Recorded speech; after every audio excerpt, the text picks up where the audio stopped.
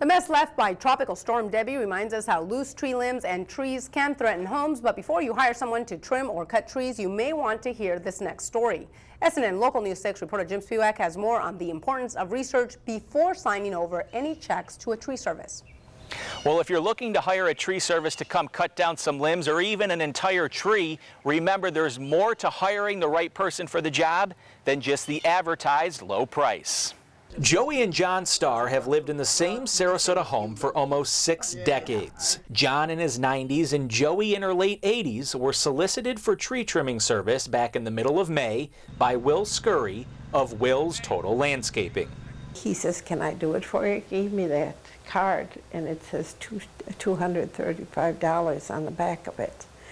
And so I said, fine. Then Starr says Scurry came to her saying trees needed to come down due to termites. A total of 5 trees were cut down and removed from the property.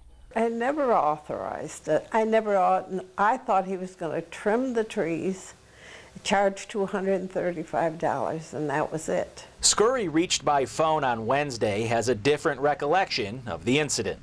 I say, well, I suggest you just take them out. She said, yeah, I'm going to have to then, It ain't like I took advantage of her or nothing.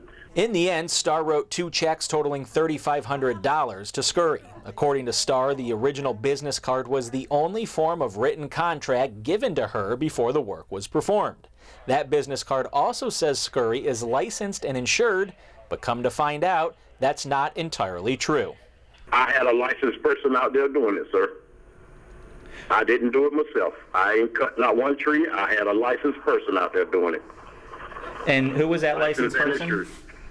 G&G Tree Service. Chris Tozo is a friend of the Starr family and says after Scurry cut down the trees, she contacted other removal services to see what they would charge for the job. We found out that the top price might have been $1,400 or $1,500 total. Starr knows it's on her for writing the checks, but says in the future she will be much more careful. It made me sick. I hope it taught me a lesson.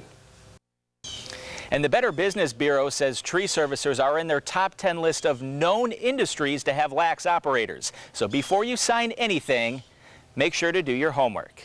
Reporting in Sarasota, Jim Spiewak, SNN Local News 6.